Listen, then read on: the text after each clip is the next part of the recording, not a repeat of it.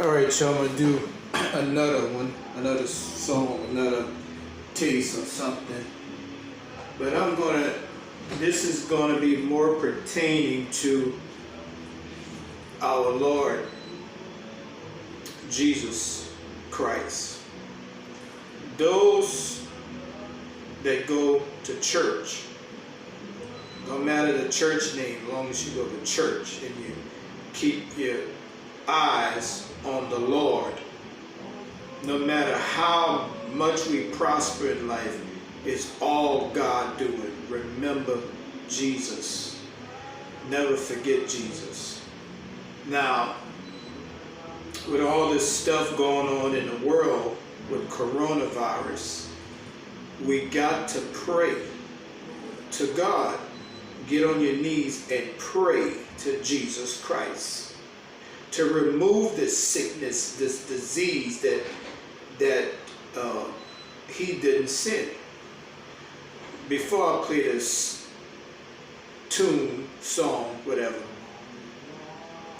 I want to talk a little bit about, excuse me, myself a minute.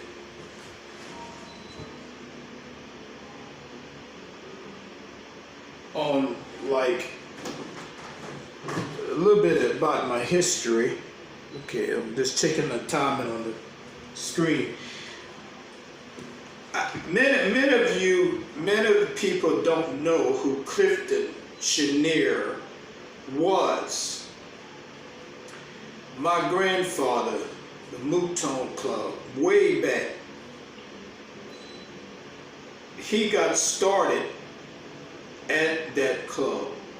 I was a little 3-year-old child, 4-year-old, 5-year-old, 6 years old, remembering him playing in the club, hearing him play, because my mom and dad would go out and, and stuff like that. My family knew Clifton Chenier and some of his nephews, and how they went back in the day. Buckwheat, my mom them knew Mr. Buckwheat, Stanley Durrell Jr. They used to stay in some apartments years ago when they were very young, probably younger than me. I mean young, back in the day in Lafayette, Louisiana. They called it what? Himbola Apartments, whatever the case. But yeah, so. And back in the day, back in the early 90s, Keith Frank would play at the King's Range. I've been knowing them since I was in high school, Keith Frank. I've been knowing a lot of J.J. Kaye. That's a relative of mine. They have, let's see, Jude Taylor's son that plays accordion. I know him too. He know my family. You see, a lot of these artists, we know them. I know them. Okay. My cousin, who they called Beaujocque, that wasn't his real name. His name was Anders J. Esprit. Okay. We used to go and see him play. I saw him play at the Cajun Heartland State Fair a couple of times. Talked to him a lot of times there on the phone. His drum used to come by my house. Skeeter used to come and play the drums when I was in high school. When I would play on my drums and everything, Skeeter would come play on my drums. His cousin was married to my cousin. So I used to call my cousin that they called Beaujocque on the phone, and we used to talk a lot over the phone about music, drumming and everything. But at the time I was in high school, you see, my mom really didn't want me to go out and play the drums in no clubs. That I was a little too young back then. Well, 98? Oh, yeah, 98. I played, my cousin, he let me play about 4 or 5 songs on the accordion one night at El Cido's in Lafayette, Louisiana. On his accordion, like 4 songs. And he liked it, my songs, the way I played and everything else. and he recorded one of the tunes on Crank It Up CD, Lock It In. It's no words in it. It's on the accordion. Let me see if I could watch. It goes something like this. I could do it. It's not the same key, but watch. Let's see.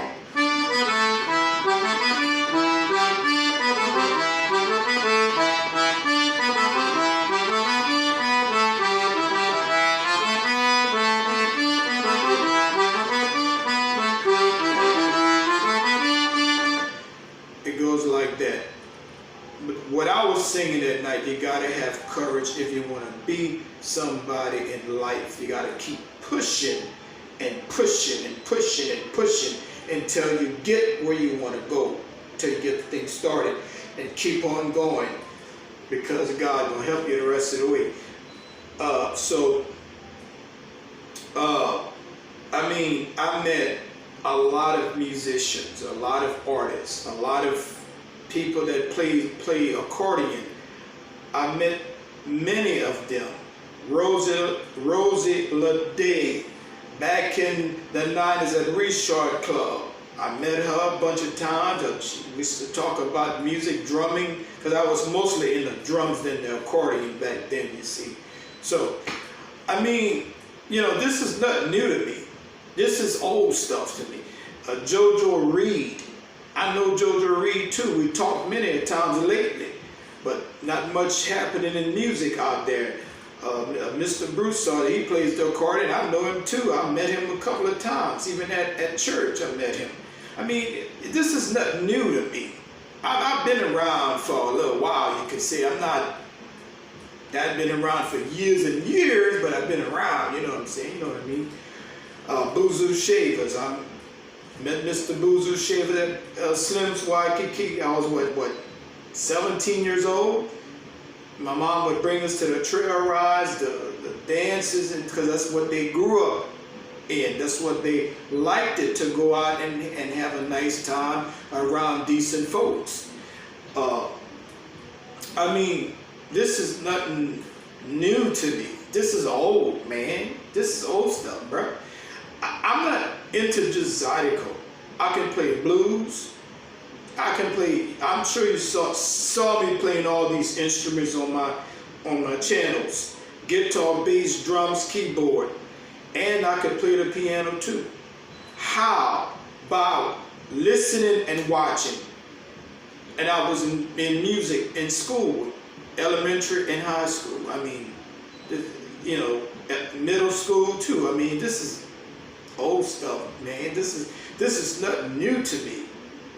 And when I would go to New Orleans, there was a couple of famous artists and singers. I would meet them. They would be playing on Bourbon Street, on Bourbon. I met many of them. Met some rappers. You know, that's New Orleans, but hey, I met them. I met these people face to face, talk face to face with many famous people that is out there.